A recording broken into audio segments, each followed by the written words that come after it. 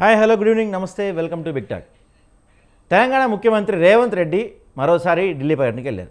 గత 2.5 ఏళ్లలో ఏ ముఖ్యమంత్రి వెళ్ళని సార్లు అయినా ఢిల్లీ వెళ్ళారు. రేవంత్ రెడ్డి తరచూ ఢిల్లీ పర్యటనలు చేయడం ప్రస్తుతం తెలంగాణ రాజకీయాల్లో కొంత ఇంట్రెస్టింగ్గా ఉంది. ఈ పర్యటనలో ప్రధాని నరేంద్ర మోడీతో కన్నా ఆయన రాహుల్ గాంధీ కాంగ్రెస్ అగ్రనేత రాహుల్ గాంధీని కన్నా మోడీని ఎక్కువసార్లు కలిసిన అనేది ప్రధాన ఆరోపణ. దాంతోపాటుగా కన్నెపల్లి పంప్ స్టేషన్ ద్వారా నీటిని లిఫ్ట్ చేసి ఎల్లంపల్లి వరకు తరలించవచ్చిన సూచన చేసిన తెలంగాణ ఇంజనీర్లపై ఆయన చాలా ఘాటైన వ్యాఖ్యలు చేశారు. వాళ్ళని చర్లపల్లి జైలుకి పంపించుకొని తప్పు చేశారని స్పందించారు. దీనిపైన ఆయన శ్యాంప్రసాద్ రెడ్డి గారు ఆవేదన వ్యక్తం చేశారు. ఆనాడు మేడిగడ్డ దగ్గర బ్యారేజ్ కట్టడానికి తాము వ్యతిరేకించామని కేసీఆర్ వ్యతిరేకంగా చాలాసార్లు మాట్లాడితే పేపర్లో హెడ్లైన్స్ వచ్చినా కేసీఆర్ పిలిపించుకొని మాడారు తప్ప ఏ రోజు ఇట్లా మాట్లాడదని, కానీ రేవంత్ రెడ్డి వ్యాఖ్యలు చాలా బాధించారని స్వయంగా చెప్పారు. మరోవైపు కాళేశ్వరంపై మీడియా సమావేశం సందర్భంగా రేవంత్ చేసిన వ్యాఖ్యలు తీవ్ర దుమారం అయిపోయాయి. ఆయన ఏమంటారు, బీఆర్ఎస్ నేత రక్తంతో పండ్లు పండించాలన్న వ్యాఖ్యలు పెద్ద దుమారం అని బీఆర్ఎస్ పార్టీ వాళ్ళంతా ఈ బ్లడ్ ప్యాకెట్లు అవన్నీ తీసుకొని సీఎం ఇంటి ముట్టడించే ప్రయత్నం చేశారు.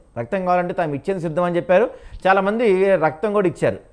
దీంతోపాటు రేవంత్ రెడ్డి ఆయన ఏం చెప్తున్నారు, తరచూ ఢిల్లీ పర్యటనలు చేసేది తెలంగాణ ప్రయోజనాల కోసమే అంటున్నారు. నిజంగా ప్రయోజనాల కోసం ఇన్నిసార్లు పర్యటనలు చేస్తున్నారా? ఎంతమందిని కలుస్తున్నారు? కలిసిన ప్రతిసారి ఏ అంశాల గురించి మాట్లాడుతున్నారు? ఎన్నిసార్లు ఆయన పర్యటనలో రాష్ట్రానికి ఏం తెచ్చారు అనే అంశంపైన ప్రధానంగా డిస్కషన్ నడుస్తుంది. దాంతోపాటుగా ఈ కాళేశ్వరం అంశంలో కూడా బీఆర్ఎస్ కాంగ్రెస్ యుద్ధం ముదురుతుంది. బీఆర్ఎస్ నేతల రక్తంతో పంటలు పండించాలన్న వ్యాఖ్యలు కూడా ఇప్పుడు హద్దులు దాటింది. ఇవన్నీ కూడా ప్రధానంగా చర్చించాల్సిన, ఎందుకంటే మనం గతంలో చూసుకుంటే గతంలో చాలామంది ఏం చెప్తారు, బీఆర్ఎస్ అభివృద్ధి చేసినప్పటికీ బీఆర్ఎస్ మంచి పరిపాలన చేసినప్పటికీ కొంత అహంకారపూరిత వ్యాఖ్యలు, కొంత అహంకారపూరిత కొన్ని చర్యల వల్ల ప్రజలకు దూరం అయ్యారని చాలామంది మాట్లాడుతూ ఉంటారు. సేమ్ ఇప్పుడు అదే దారిలో కూడా కాంగ్రెస్ పార్టీ పరిస్థితి కనిపిస్తుంది. రేవంత్ రెడ్డి వ్యాఖ్యలు కొంత హద్దుదాటిగా ఉన్నాయా అనేది కూడా ప్రధానంగా చర్చ నడుస్తుంది. ఇప్పుడు కన్నేపల్లి దాని గురించి వాటర్ ఎత్తిపోయడం గురించి మాట్లాడుతున్న చర్చలో రక్తం గురించి, పంటల గురించి మాట్లాడడం రక్తం గురించి, ఆ ఇంజనీర్ల గురించి అడుగుతుంటే వాళ్ళనేమో చర్లపల్లి జైల్లో వేయకుండా బయట ఉంచాం కూడా ఇట్లా మాట్లాడుతున్నారు. ఇలాంటి వ్యాఖ్యలు ఇవన్నీ కూడా తీవ్ర దుమారం రేపుతున్నాయి. అసలు అంటే అనేక అంశాల్లో ఫెయిల్ అవుతున్న కాంగ్రెస్ పార్టీ అవన్నీ కప్పుచ్చడానికి ఇట్లాంటి వ్యాఖ్యలు చేస్తున్నారా, లేకపోతే అహంకారపూరిత ధోరణితో ఇలాంటి వ్యాఖ్యలు చేస్తున్నారా? ఈ అంశాలను కూడా ఇవాళ మనం బిగ్ టాక్లో చర్చిద్దాం.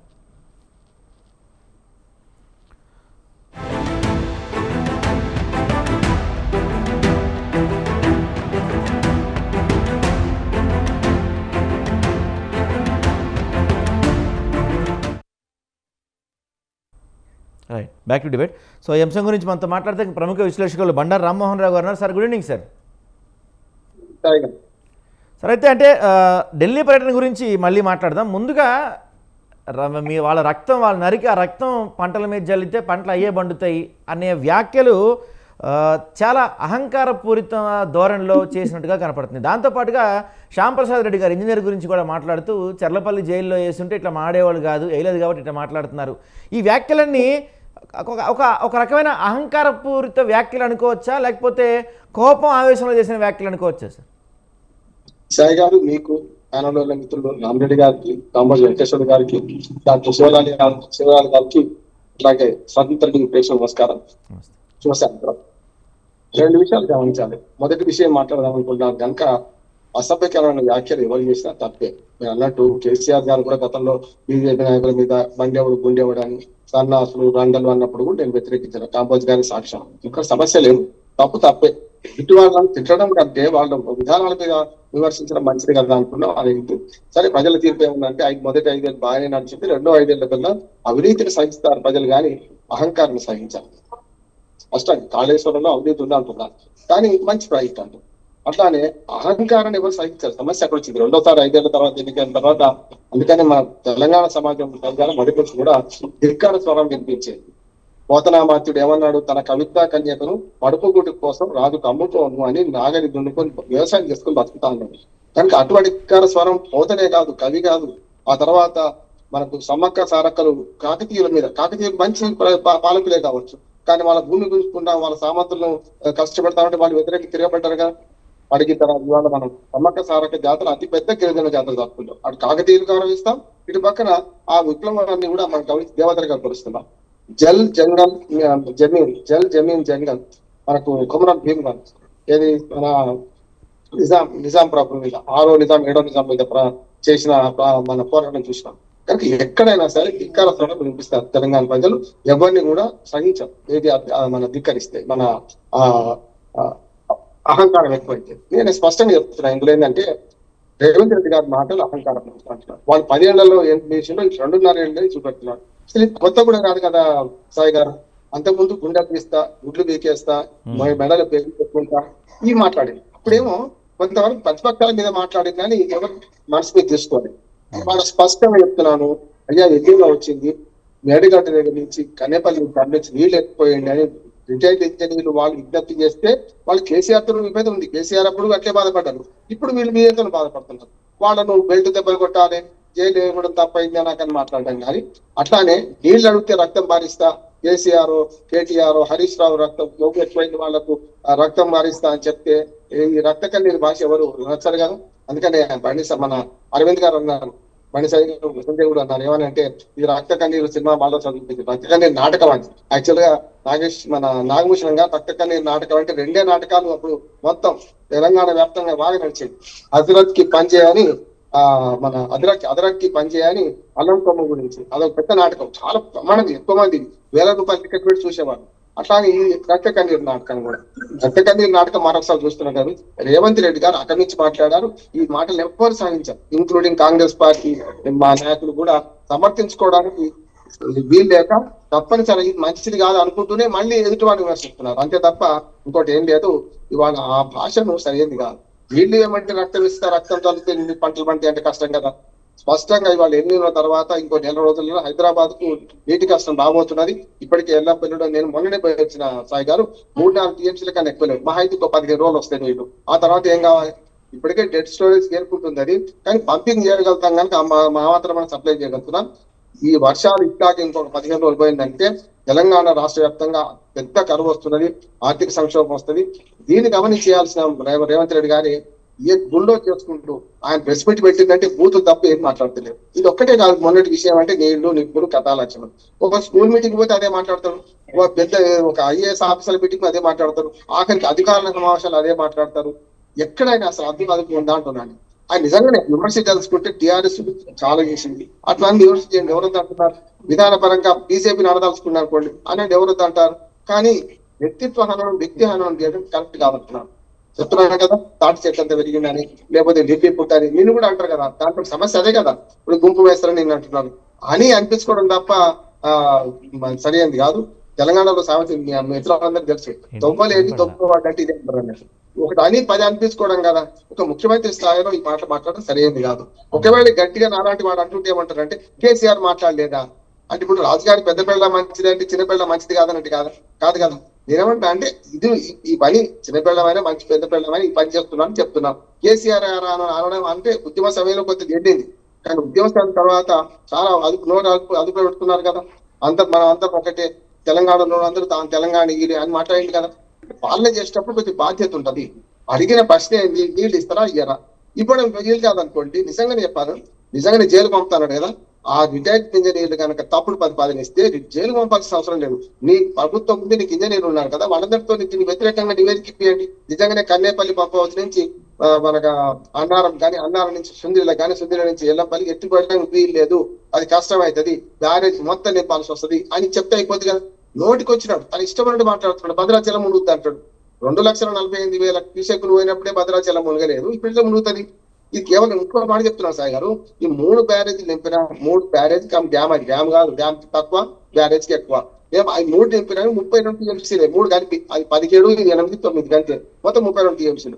32 టీఎంసీలు మొత్తం ఒకేసారి ఇడిచి కొట్టకపోయినా కూడా భద్రాచలానికి ఏం కాదు. ఆనాడు చంద్రబాబు నాయుడు ఉన్నప్పుడు పెద్ద కరకట్ట కట్టి అంతకుముందు పోతుండే, 148 మీటర్లు దాటితే అయితే భద్రాచలం మునుగుతుండే. ఇప్పుడు అది లేదు కదా. గట్టిగా మాట్లాడితే ఎట్లా మునుగుద్ది అంటే, ఒకవేళ పోలవరం ఏది ఎత్తు కనుక 145 కాక 148 మీటర్లు దాటి 151 అంటున్నారు, 151 మీటర్ల మాత్రం ఖచ్చితంగా భద్రాచలం ఊళ్ళకి నీళ్ళు వస్తాయి. చూస్తున్నాం కదా. దాన్ని విడిచిపెట్టి అంతా బుల్డోజ్ చేసుకుంటూ పోయి నా ఒక్కడికి తెలుసు అనుకుంటాడు. నిజంగా చెప్పాలంటే రేవంత్ రెడ్డి గారి పట్ల నేను కాంగ్రెస్ మిత్రులు వాళ్ళ పేరు చెప్పలేను కానీ కాంగ్రెస్ మిత్రులు చాలా మంది ఆవేదనతో ఉన్నారు. అనవసరంగా ఈ శని తెచ్చి పెట్టుకున్నాం. ఓ ట్రంప్ మాట్లాడినట్టు మాకు ట్రంప్ ఏమో మొత్తం ప్రపంచం అంతా అతలకు చేస్తుంటే తెలంగాణ కాదు తెలుగు రాష్ట్రాల్లో కూడా ఈయన అటాక్ చేస్తున్నాడు. అందరినీ నిరూపణ చేస్తున్నాడు సాయి గారు. గతంలో అసెంబ్లీ సాక్షిగా చంద్రబాబు నాయుడు నేను అనగానే ఆపిండు అనగానే ఇప్పుడు ఆయన జగన్మోహన్ రెడ్డి చంద్రబాబు నాయుడు గుర్తించింది కదా, రాయలసీమ ఎత్తిపోత పథకాన్ని ఆపిండు అని అసెంబ్లీ సాక్షి చెప్పిండు. అది రుజువు ఉందా ఏం లేదంటే మేము ఇద్దరం ఒకటే కూర్చున్నాం అంటాడు. ఏం చెప్పాలి అంటే రేవంత్ రెడ్డి గారు చాతుర్యం జడ్పీటీసీ నుంచి నిజంగా ఇక్కడ దాకా రావడం చాలా గొప్పతనం, దానికి ఏ మాత్రం కాదని అట్లాగే ఆయన గెలిచిన గంటలలో మంచి మాటలు మాట్లాడి నేను ఓసీతో మాట్లాడతా, కేసీఆర్ గారితో మాట్లాడతా, కిషన్ రెడ్డి గారితో వెళ్తా మాట్లాడతా అని మాట్లాడినోడు చివరికి ఎక్కడికి వచ్చిందంటే ప్రతిపక్షాలంటే బూతులు ఎత్తుకుంటున్నాడు. ఇంకో మాట లేదు. ఈ బూత్ పురాణాన్ని ఎవ్వరు సహించరు, తన పార్టీలోని వాళ్ళు సహించరు, తన కుటుంబ సభ్యులు సరైనది కాదంటున్నారు. అటువంటిప్పుడు దాన్ని పట్టుకొని వాళ్ళ నీళ్లు అంటే దాన్ని విడిచిపెట్టి అసలు అంటే సమస్య డైవర్ట్ చేయడం. నేను రెండు అంటున్నా, రేవంత్ రెడ్డి గారు చాతుర్యం ఏముందంటే ఏదైతే సమస్యను డైవర్ట్ చేయాలంటే మైండ్ డైవర్షన్ పాలిటిక్స్, మనకు డైవర్షన్ పాలిటిక్స్ ఏమైతే మైండ్ గేమ్ రాజకీయాలు చేస్తుంటారు. ఎదుటి వాడు తింటే వాడు వీక్ అవుతారు కదా అని అనుకుంటున్నాడు. కానీ ప్రజలు మాట చెప్తున్నాడు, ఈ మీ రాజకీయ పోరాటంలో ప్రజలు నీళ్ళు ఇవ్వమని కోరుతున్నారు. నువ్వు రక్తం ఇస్తా అంటావు, రక్తం ప్రతిపక్షాలకు ఇస్తా అంటున్నావు, ప్రజలు నీళ్ళు ఇవ్వమని కోరుతున్నారు. ఒకవేళ ఇంకో 15 రోజులు లేట్ అయితే స్పష్టంగా చెప్తున్నారు, ఏం చేస్తారో చేయండి, లేకపోతే ప్రజలు ముఖ్యంగా రైతులు తిరగబడతారు, గ్రామాల్లో అల్లకల్లోనం అవుతుంటారు. నేను రెసగొట్టడానికి మాట్లాడితే నేను రైతులందరూ ఇవాళ ఏకాంతా కూర్చున్నారు, ప్రతి దగ్గర గ్రామ సభలు పెట్టుకుంటున్నారు. ఏం చేద్దాం, నీళ్ళు లేకపోతే ఏం చేద్దామని చాలా వరకు ఇంకొక మాట కూడా అంటున్నారు సాయంత్రం కాళేశ్వరం నీళ్లు ఉంటే పారుతున్నాయని. నేను స్పష్టంగా చెప్తున్నాను, నేను ఆ దానిలో 10 సార్లు పోయి వచ్చిన వాడికి చెప్తున్నాను, రాజకీయాలకు అతీతంగా చెప్తున్నాను. అది కాళేశ్వరం మన మేడిగడ్డ ప్రైవేట్ హార్ట్ కాదు. అసలు నిజమైన హార్ట్ ఏంటంటే కాంగ్రెస్ వాళ్ళకి అంటే నేను ఒప్పుకుంటున్నాను ఏంటంటే ఎల్లంపల్లి బ్యాన్, ఎల్లంపల్లి డ్యామ్ ఏదైతుందో ఎల్లంపల్లి ఆనకట్టు ఉందో 20 టీఎంసీ నీళ్లు పైనుంచి బాగా వర్షాలు పడితే పైనుంచి వస్తాయి. వర్షాలు లేనప్పుడు ఎత్తుకొస్తున్నాం అంటున్నాం కదా. ఇప్పుడు నిజంగా చెప్పాలంటే సాయి గారు, కరువు వస్తే కాళేశ్వరం విలువ బయటపడ్డది అంటున్నాం. మొన్నదాకా ఎందుకు బయటపడలేదు? బ్రహ్మాండంగా వర్షాలు పడ్డాయి. రామరెడ్డి గారు కూడా చెప్తూ పైన వర్షాలు పడుతున్నా కొద్ది కడెం డ్యాము గేట్ తెగిపోయింది, అయినా సరే దాన్ని నిజాం పెట్టింది, అది కాపాడుకున్నాం కదా. మన ఎల్లంపల్లి దాకా నీళ్లు పైనుంచి వచ్చినంత కాలం మాకు వెళ్ళింది. రేవంత్ రెడ్డి గారు అదృష్టం ఏంటంటే ఈ 2 ఏళ్ళు కాలం మంచిగా అయింది.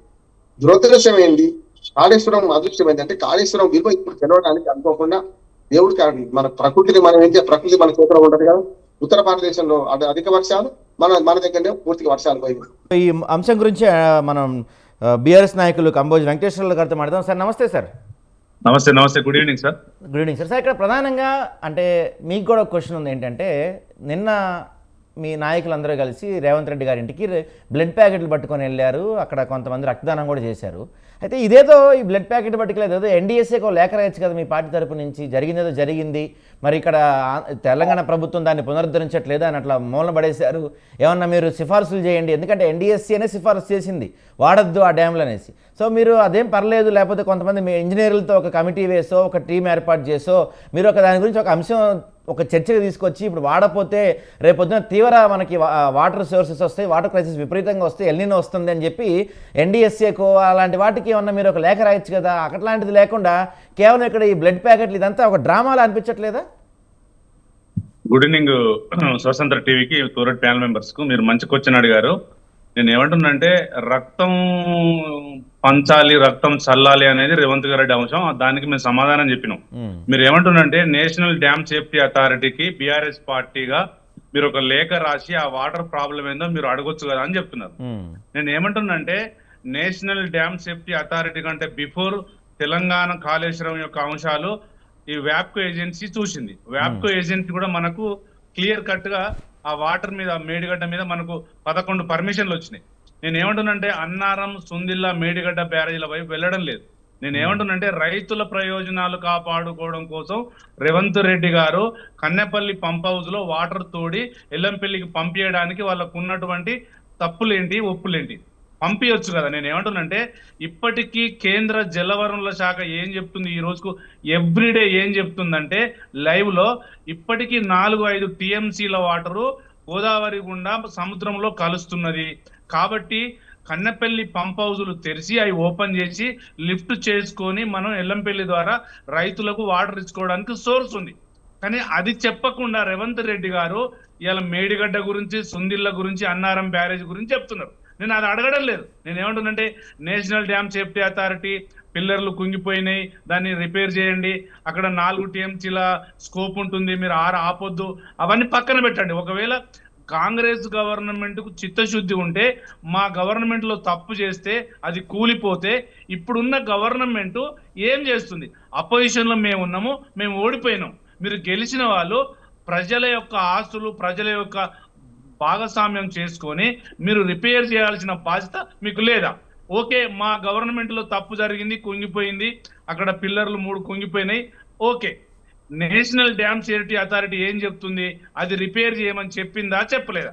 ఇలా నేను ఏమంటున్నంటే, ఇలా భారతదేశంలో ఉన్నటువంటి సివిల్ ఇంజనీర్లు మొత్తం, చీఫ్ ఇంజనీర్లు మొత్తం అందరు సలహాలు ఇస్తారు రేవంత్ రెడ్డి గారికి.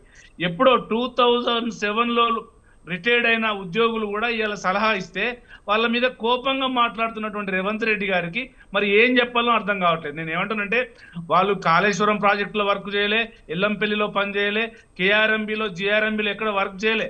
2006, 7, 8 ప్రాంతంలో వాళ్ళు రిటైర్డ్ అయ్యారు. వాళ్ళు ఏం చెప్తున్నారంటే, అవన్నీ పక్కన పెట్టండి, జూన్, జూలై, ఇప్పుడు మే మాసంలో పడాల్సిన వర్షపాతం పడలేదు, మీరు కన్నపల్లి పంప్ హౌస్ లో నీటి లభ్యత ఉంది, మీరు తోడండి. ఇలా 140, 150 మీటర్లు ఎత్తిపోసుకోవడానికి ఆస్కారం ఉంది. ఆ వాటర్ మీరు ఎందుకు పంపింగ్ చేయడం లేదని ఇంజనీర్లు అడిగితే, ఇంజనీర్లను నేను జైలుకు పంపించలేకపోయినా, వీళ్ళ రక్తంతో కేసీఆర్, కేటీఆర్ వీళ్ళ రక్తంతో పొలాలలో చల్లితే పంటలు పండుతాయన్నాడు. అంటే ఒక ముఖ్యమంత్రి స్థాయిగా మాట్లాడే అంశమేనా అది? ఇంకొకటి, ఇలా BRS party national dam safety అథారిటీకి లెటర్ ఎందుకు రాయలేదంటే, already Kaleshwaram PC Ghose commission నివేదిక ఇచ్చింది. ఆ నివేదికలో మొత్తం కేసీఆర్ గారి మీదనే తప్పులున్నాయని చెప్పారు. అప్పుడు ఏం చేయాలి వీళ్ళు? దాని మీద ఒక కమిటీ వేసి దాన్ని రిపేర్ చేయాలి. రిపేర్ చేయకుండా వీళ్ళు సిబిఐకి ఇచ్చారు. సిబిఐ రావడం లేదు, ఎంక్వైరీ చేయడం లేదు. అప్పుడు గవర్నమెంట్ లో ఉన్న వ్యక్తులు, ఇప్పుడు మేము సిబిఐకి ఇచ్చినాం, ప్రస్తుతానికి ప్రజా వృధా అవుతుంది, వాటర్ వృధా అవుతుంది, కాబట్టి నేషనల్ డ్యామ్ సేఫ్టీ అథారిటీకి ఒక లెటర్ రాసి ఒక కమిటీ వేసి, ఒకవేళ అంతర్రాష్ట్ర వ్యవహారాలు మహారాష్ట్రతో ఏమైనా మాట్లాడుకొని పంపింగ్ చేయకుండా ఈ 6 నెలలు, సంవత్సరం, ఈ 3 సంవత్సరాలలో ఎంత బడ్జెట్ పెట్టి ఒక ప్లాన్ ప్రకారం రిపేర్ చేయాల్సిన బాధ్యత రాష్ట్ర ప్రభుత్వానికి లేదా? రాష్ట్ర ప్రభుత్వానికి లేకపోతే ఇలా కాళేశ్వరం 1,00,000 కోట్ల కుంభకోణం జరిగిందన్నప్పుడు కేంద్రంలో బీజేపీ ఉన్నది, దాని మీద ఎంక్వైరీ చేసి అసలు ఎలిగేషన్కి ఎంత అయింది, అలికేషన్కి ఎంత అయింది, రైతుల భూములకు ఎంత ఇచ్చారు, కాలువలకు ఎంత ఇచ్చారు, ఒక ఎంక్వైరీ చేసి దీన్ని రిపేర్ చేయాల్సిన బాధ్యత కేంద్ర ప్రభుత్వం డైరెక్షన్ లో రాష్ట్ర ప్రభుత్వం చేయాలన్నా వద్దా? ప్రత్యేకంగా ఏమన్నా అపోజిషన్ లో బీఆర్ఎస్ పార్టీ అడిగితే నానా బూతులు, రభసలు, చంపడాలు, కొట్టడాలు ఇది జరుగుతుంది. కాబట్టి మేము చేసిన ప్రయత్నంలో మా రక్తం కావాలంటే టిఆర్ఎస్వి వాళ్ళు, యూత్ వాళ్ళు, నాలాంటి నాయకులు రక్తదానం చేసి గౌరవ రేవంత్ రెడ్డి గారి ఇంటికి తీసుకెళ్లి చూపించినాం. అయితే కొంతమంది అయితే వెంకటేశ్వర్లు గారు, కొంతమంది కాంగ్రెస్ నాయకులు, కొంతమంది మేధావులు ఏం చెప్తున్నారంటే, అసలు మీకు బీఆర్ఎస్ వాళ్ళు ఇదేదో ఈ డ్యామ్ నేదో ఈ ప్రాజెక్ట్ నేదో తుమ్మిడేటి దగ్గర కట్టి ఉంటే గ్రావిటీ ద్వారా నీళ్ళు వచ్చి పడేది కదా, ఇప్పుడు ఇంత తలకాయ నొప్పి ఉండేది కాదు కదా అంటున్నారు. మరి దానికి ఏమంటారు మీరు? ఇప్పుడు తొమ్మిడి హట్టి దగ్గర నీటి లభ్యత ఉందా లేదనేది వ్యాప్కో ఏజెన్సీకి తెలియాలి. కేసీఆర్ గారికి, ఇంజనీర్లకు, మీకు, నాకు కాదు. తొమ్మిడి హట్టి దగ్గర నీటి లభ్యత ఉందా లేదా అనేది ప్రజలకు తెలియాల్సిన అవసరం లేదు. అక్కడ వ్యాప్కో ఏజెన్సీ ఇచ్చిన సర్టిఫికెట్ మీదనే తుమ్మిడి హట్టి దగ్గర నుంచి 146 కిలోమీటర్ల కిందికి మేడిగడ్డ దగ్గర కట్టినాం. ఓకే, మేడిగడ్డ, సుందిల్లా బ్యారేజీ పక్కన పెట్టండి. ఇప్పుడు మీరు అడిగిన క్వశ్చన్ ఒక నిమిషం మిట్టే, తొమ్మిడి హట్టి దగ్గర ప్రాణహిత చెవుల కడతామని 30 నెలలుగా మొద్దు నిద్రపోతుంది కాంగ్రెస్ గవర్నమెంట్. ఓకే, మా ఆయాంలో తప్పులు జరిగినాయి, వృధా అయిపోయింది అనుకుందాం ఒక మాట. ఇప్పటికీ 30 నెలలుగా 1,00,000 కోట్లను మీరు సేవ్ చేయాల్సిన బాధ్యత రాష్ట్ర ప్రభుత్వం అనుకున్నప్పుడు తమ్మిడి హట్టి దగ్గర ప్రాణహిత చెవుల కడుతున్నామని రాహుల్ గాంధీ గారు, ఇవాళ పొంగులేటి శ్రీనివాసరెడ్డి గారు, రేవంత్ రెడ్డి గారు, ఉత్తమ్ కుమార్ రెడ్డి గారు అక్కడికి పోయి టెండర్లు వేస్తాం, కడుతున్నామని చెప్పిన మాట వాస్తవం కాదా? అది ఎందుకు చెప్పట్లేదు? ఓకే, మా జరిగిన దాంట్లో తప్పులునే మేము ఓడిపోయినాం. మరి ఎందుకు తొమ్మిడి హట్టి దగ్గర నీటి లభ్యత ఉన్నప్పుడు మీరు ప్రాజెక్టు కడుతున్నామని 30,000 కోట్లతోని మీరు ముందుకు వచ్చారు కదా, మరి ఎందుకు కట్టట్లేదు? మీరు ఎందుకు ముందుకు రావడం లేదు? అంటే కిరణ్ కుమార్ రెడ్డి గారు ముఖ్యమంత్రి ఉన్నప్పుడే ఈ ప్రాజెక్టు కట్టొద్దని ఇవాళ రేవంత్ రెడ్డి గారి ప్లాన్ ఏంటంటే, కాళేశ్వరాన్ని మనం పట్టించుకుంటే మొత్తం క్రెడిట్స్ అంతా కేసీఆర్ గారికి, బీఆర్ఎస్ పార్టీకి పోతాయి, కాబట్టి ఇది మొత్తం కూలిపోవాలనే ఉద్దేశం మీదనే ప్రజల మీద కక్ష కట్టి వాటర్ ఇవ్వడం లేదనేది క్లియర్ కట్ గా తెలిసిపోతుంది. ఇలా రామ్మోహన్ రావు గారు అదే చెప్తున్నారు, మరి వెంకటరెడ్డి గారు అదే చెప్తున్నారు, శివకుమార్ గారు కూడా అదే చెప్తారు. ఎందుకంటే తప్పు జరిగింది, ఓకే, మాట్లాడదాం, ఒక్క నిమిషం మాట్లాడదాం. రామిరెడ్డి గారు మీరు చెప్పండి. అంటే ఇక్కడ 2 అంశాల గురించి మీరు సమాధానం చెప్పాలి.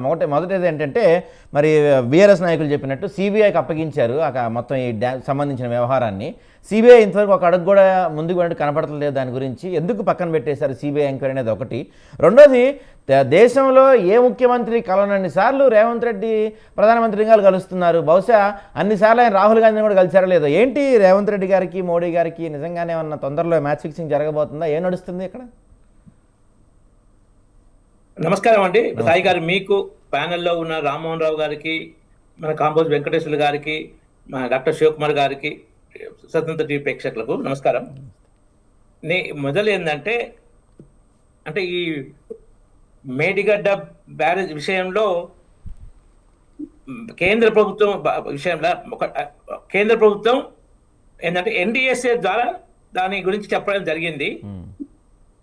దాంట్లో ఉన్న లోపాలు స్పష్టంగా చెప్పడం జరిగింది. ఈ ప్రాజెక్ట్ ఏంటంటే ఆ 7th బ్లాక్ టోటల్ గా పనికిరాదు. అది కాదు సార్ ఒక్క నిమిషం కరెక్టే నేను అంటున్నాను. NDSA నివేదిక ఇచ్చింది, కాగ్ కూడా నివేదిక ఇచ్చింది. కాగు NDSA 2 కేంద్ర ప్రభుత్వ సంస్థలే కదా. మరింత క్లియర్ గా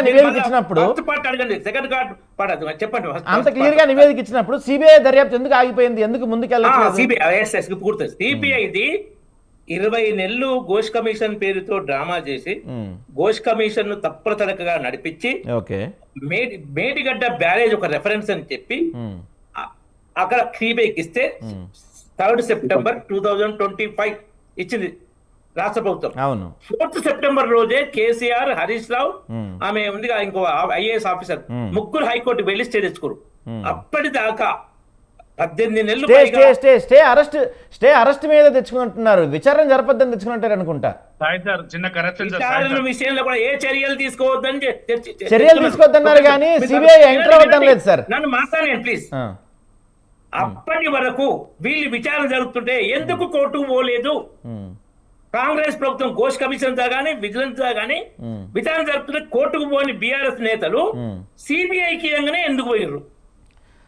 దీంట్లో మతలబ్ ఉంది. మెయిన్ మతలబ్ అంటే కాంగ్రెస్ వీళ్ళు కుమ్ముక్కు డ్రామా కమిషన్లు వేసి కమిషన్లు చెబుతూ మీకేం చేయము, ప్రజల ముందు మిమ్మల్ని మీ మీద ఏదో చర్యలు తీసుకున్నట్టు నటిస్తాం అనే కుమ్ముక్కు డ్రామాలు కాబట్టి వాళ్ళు కోర్టుకు వెళ్ళారు. సార్ రామిరెడ్డి గారు సారీ ఇంటరప్ట్ చేస్తున్నందుకు. నాకు ఎందుకు అది కొంచెం రామ్మోహన్ గారు మీరు చెప్పండి. అది నాకు తెలిసి వీళ్ళు కోర్టుకు వెళ్ళింది అరెస్ట్ చేయొద్దని లేకపోతే విచారణ జరపొద్దని కానీ సిబిఐ ఎంటర్ అవద్దని కాదనుకుంటా. కఠిన చర్యలు తీసుకోవద్దని స్టే ఇచ్చారు కానీ అది రెండో అంశం. ఫస్ట్ అంశం ఏంటంటే అప్పటి వరకు కోర్టు పోరాలు అప్పుడే ఎందుకు కరెక్టే సార్ నేను అంటున్నది కాదు. కోర్టుకు వెళ్ళారు కరెక్టే. కోర్టుకు వెళ్ళింది దేనికి? అరెస్ట్ జరగద్దని లేకపోతే దానిపైన కానీ సిబిఐ ఎంటర్ అవ్వద్దని వాళ్ళు కోర్టుకు వెళ్ళలేదు. సాయి గారు అప్పటిదాకా కాంగ్రెస్ పీరియడ్ లో ఎందుకు పోలేదు? అప్పుడే ఎందుకు పోయారు? రామిరెడ్డి గారు మీరు చెప్పి 10 సార్లు అదే చెప్తున్నారు. దానిలో వాస్తవం లేదు. సాయి గారు అనేది కరెక్ట్. ఎందుకంటే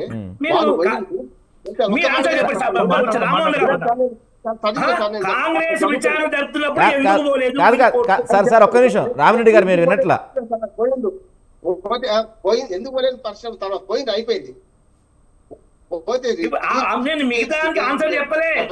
నేను ఫస్ట్ పార్ట్ చెప్పగానే వెంటనే దాన్ని ఆ ఇష్యూ నేను మాట్లాడింది కొంచెం నచ్చని తిరిగి వచ్చిందని డిస్టర్బ్ చేస్తున్నారు. లేదు సార్ నచ్చక కాదు. మీరు అది చిన్న కరెక్షన్ ఉంది దాంట్లో. మీరు చెప్తున్న దాంట్లో చిన్న కరెక్షన్ ఉంది, అందుకే డిస్టర్బ్ చేస్తున్నాం మిమ్మల్ని. సరే చెప్పండి.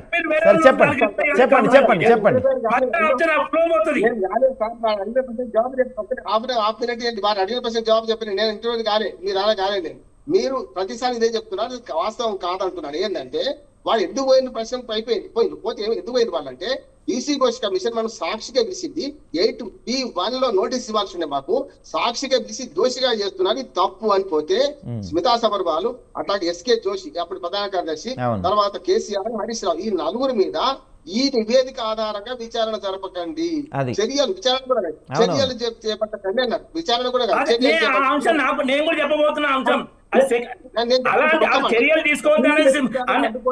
చర్యలు తీసుకోవద్దన్నాక ఘోష్ కమిషనే కాదు సార్ సిబిఐ ఎంక్వైరీ చేసింది ఘోష్ కమిషన్ మీద కాదు. NDSA నివేదిక మీద, కాగ్ నివేదిక మీద సిబిఐ ఎంక్వైరీ చేశారు. ఘోష్ కమిషన్ నివేదిక మీద సిబిఐ ఎంక్వైరీ చేయలేదు సార్. కాగ్ నివేదిక మీద సిబిఐ ఎంక్వైరీ ఉండదు సార్. మీరు రామ్ సరే చెప్తారు అయితే ఘోష్ ఎన్డీఎస్ఏ నివేదిక మీద ఉందేమో కానీ ఘోష్ కమిషన్ నివేదిక మీద సిబిఐ ఎంక్వైరీ కాదు సార్. ఆగు రిపోర్ట్ అనేది అకౌంట్స్ రిపోర్ట్. సరే సరే సరే right right okay right continue చేయండి కంటిన్యూ చేయండి మీరు కంటిన్యూ చేయండి సార్. అదే ఆగు రిపోర్ట్ అనేది అకౌంట్స్ రిపోర్ట్ అది ఓకే అని మీద సిబిఐ ఎంక్వైరీ ఉండదు. ఘోష్ కమిషన్ అనేది క్రైమ్ ఆస్పెక్ట్ ఉండదు అందులో. కాబట్టి దాని బేస్ మీద ఉంటే హైకోర్టు ఏంటంటే ఈ కమిషనే తప్పుల తడకగా నడిచింది కాబట్టి దీనిపై ఆధారంగా చేసుకొని ఎలాంటి చర్యలు తీసుకోవద్దండి. ఆ తర్వాత ఏంటంటే దాంతోనే అది డైల్యూట్ అయిపోయింది సిబిఐకి ఇచ్చు. మళ్ళీ సిబిఐ ఏంటంటే రెడ్ వచ్చే మొదలాడు అనేది మొదటి నుంచి స్టార్ట్ చేయాల్సిన పరిస్థితి జరుగుతుందా? అయితే సిబిఐ ప్రాసెస్ జరుగుతుందా, విచారణ జరుగుతుందా సార్? అది సిబిఐ ఏంటంటే అది పొలిటికల్ ఆర్గన్, బయటికి చెప్పరు. ఓకే చెప్పాల్సిన టైంలో వాళ్ళు ఇస్తారు తప్ప వాళ్ళు ప్రెస్ కాన్ఫరెన్స్ పెట్టరు, బయటికి లీకులు కూడా ఇవ్వకూడదు. ఓకే దానికి వీళ్ళు ఏం జరుగుతుందని రాష్ట్ర ప్రభుత్వం అడిగితే అఫీషియల్ గా రాష్ట్ర ప్రభుత్వం రిప్లై ఇస్తారు సీక్రెట్ గా, అంతేగాని పొలిటికల్ గా వాళ్ళు మాట్లాడరు. రైట్ మాట్లాడబట్టి మనకు ఆ విషయం తెలియదు.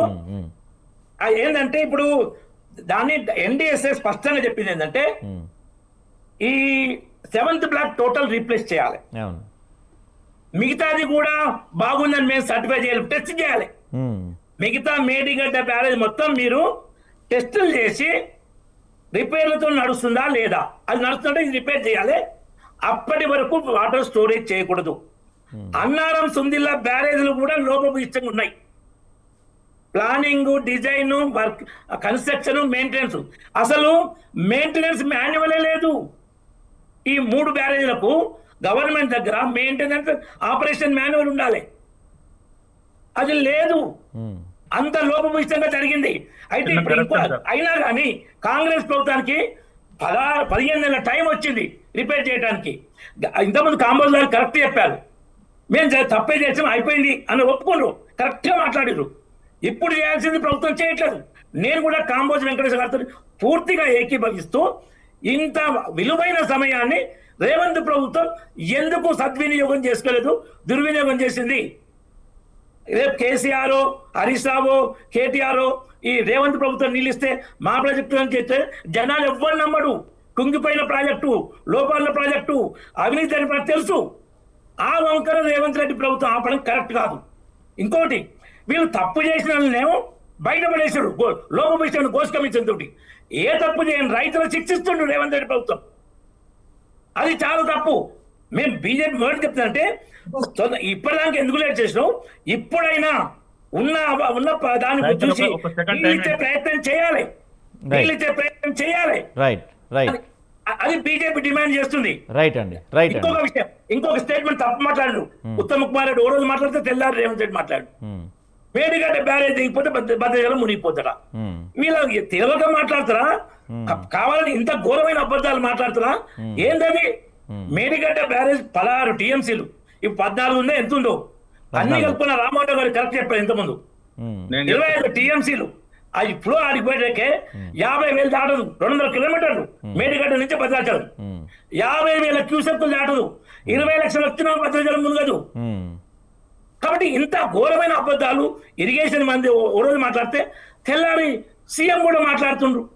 ఇవి తప్పులు, మీ తప్పులు కప్పించుకోవడం కోసం ఈ అబద్ధాలు చెప్పకండి, రైతులను ముంచకండి, తత్వరంగా నీళ్ళిచ్చే ప్రయత్నం చేయమని బీజేపీ కూడా. రైట్ అండి రైట్ రైట్ మాట్లాడదాం. మనతో పాటు కాంగ్రెస్ పార్టీ నాయకులు డాక్టర్ శివకుమార్ గారు ఉన్నారు. సార్ నమస్తే సార్. నమస్తే. కొంచెం లేట్ వచ్చారు, క్వశ్చన్స్ అన్ని మీకే ఉన్నాయి. ఇప్పుడు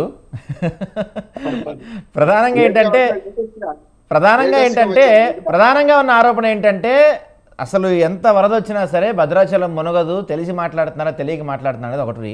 ఇంకోటి రక్తంతో చల్లాలి అని చెప్పి మాట్లాడుతున్నారు. దాని తర్వాత ఒక ఇంజనీర్ గారు సలహాలు ఇస్తే ఆయన కూడా చెల్లపల్లి జైలు వేసి చక్కగడుతుందని చెప్పి మాట్లాడుతున్నారు. అంటే ఏంటి ఈ మధ్యకాలంలో రేవంత్ రెడ్డి గారి మాటల్లో కొంత అహంకారం కనపడుతున్నట్టుంది, ఏంటి సార్?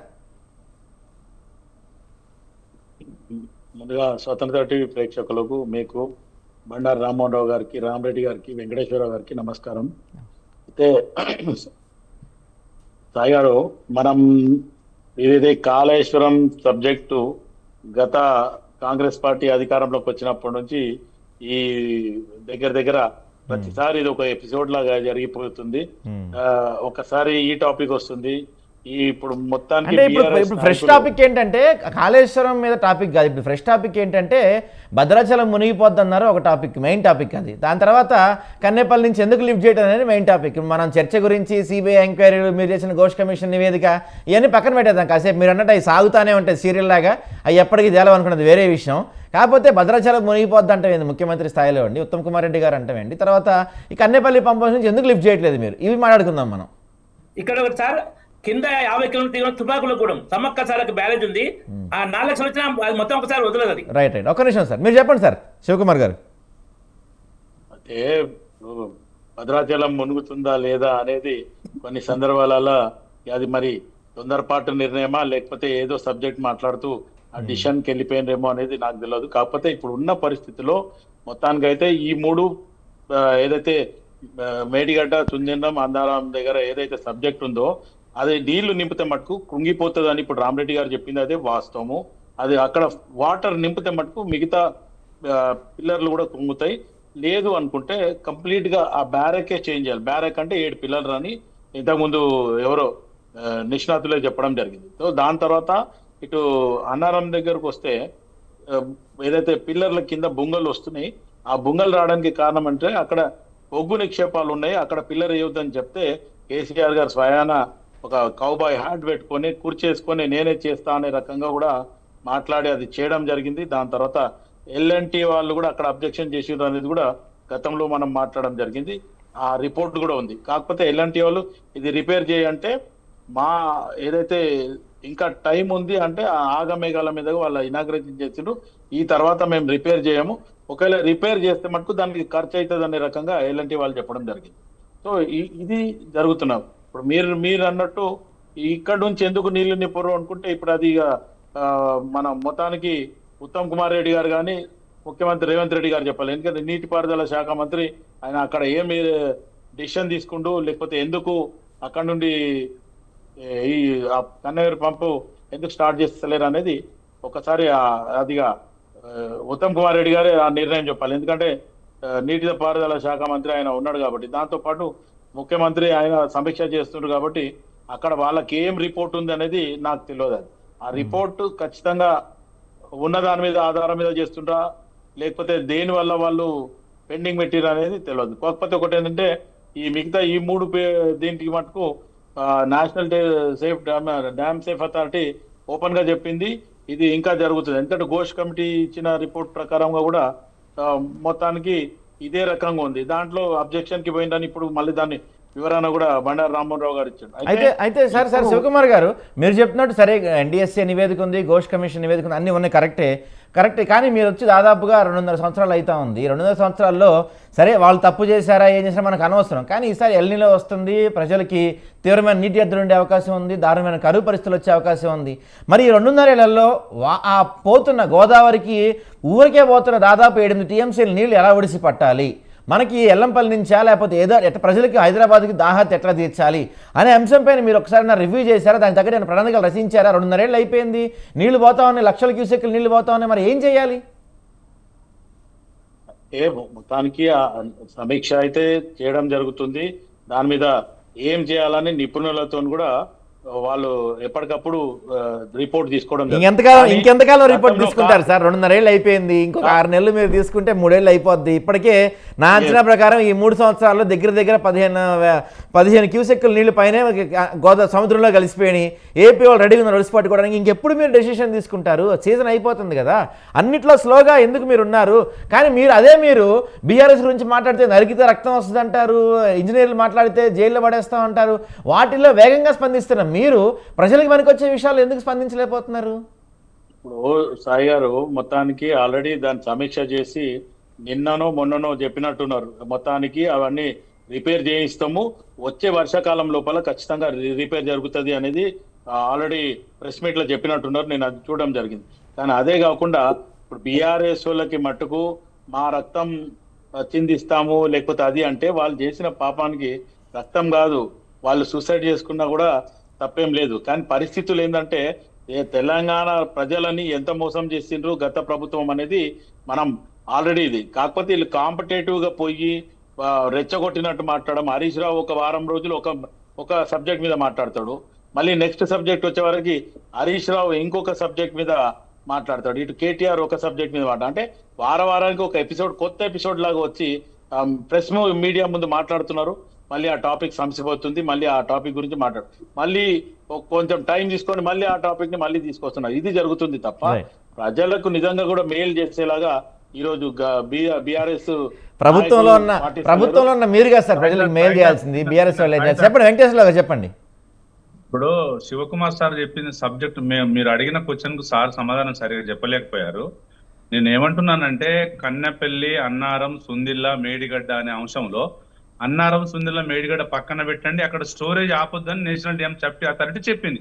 నేనేమంటున్నానంటే మీకు నీటి లభ్యత ఉన్నది కన్నెపల్లిలో, ఎత్తిపోయండి. ఎల్లంపల్లికి వాటర్ ఫ్లో గోదావరి నుంచి సముద్రంలో కలుస్తుంది కదా, ఇప్పుడు రైతులకు నీళ్ళు అవసరం ఉన్నాయి కదా, అంటే ఆ సబ్జెక్ట్ చెప్పమంటే 15 రోజులకు ఎపిసోడ్, 15 రోజులకు ఎపిసోడ్ చెప్పాల్సిన అవసరమేం లేదు.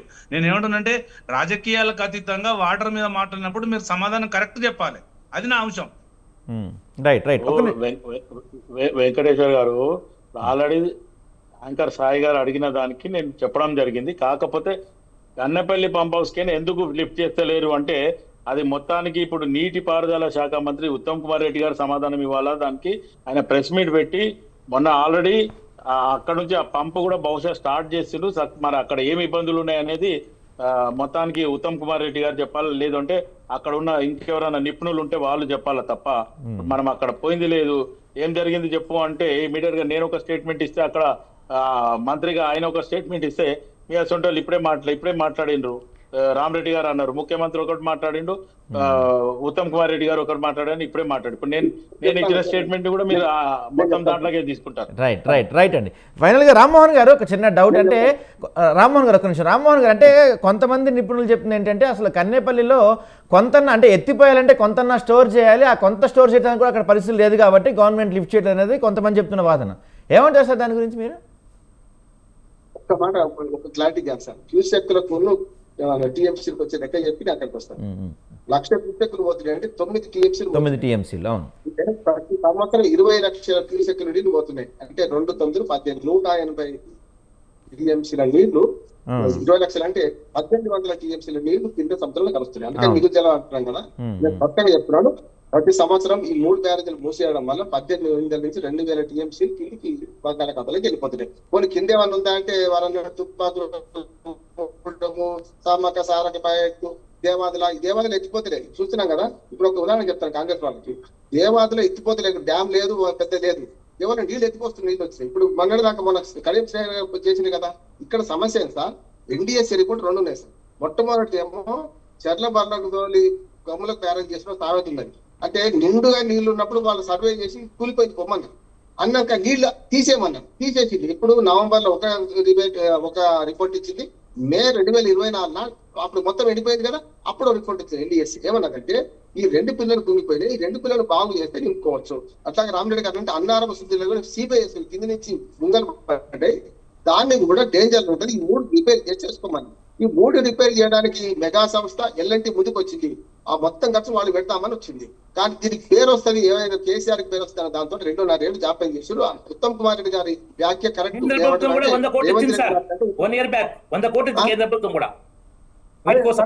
సర్వే ఎన్డీఎస్ రిపోర్ట్ బట్టే చేసింది కరెక్ట్. ఉత్తమ్ కుమార్ రెడ్డి గారు మన లైవ్ లో ఆపండి సార్. రైట్.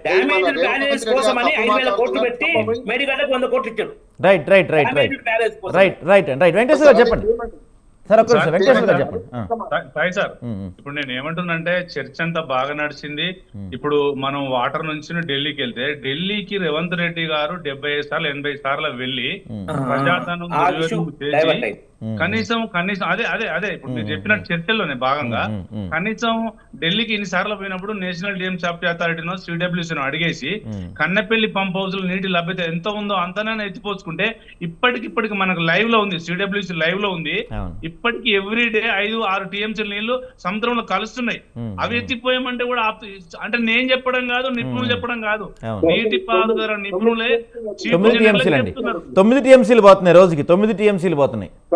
ఆ 9 టీఎంసీలలో కనీసం ఎవ్రీడే 2-3 టీఎంసీలను ఎత్తిపోయామనేది ఎక్స్పీరియన్స్ నిపుణులు చెప్తున్నారు. అవును. 3 టీఎంసీ కనీసం అదైనా ఎత్తిపోయాలి కదా. అవును. అది రిటైర్డ్ ఇంజనీర్లు చెప్పినటువంటిది మేము అడుగుతున్నాం. రైట్ సార్, ఒక్క నిమిషం సార్ ఒక్క నిమిషం సార్. రామరెడ్డి గారు అంటే రామరెడ్డి గారు వెంకటేశ్వర గారు సాయి చెప్పండి చెప్పండి శివకుమార్ గారు చెప్పండి. శివకుమార్ గారు చెప్పండి.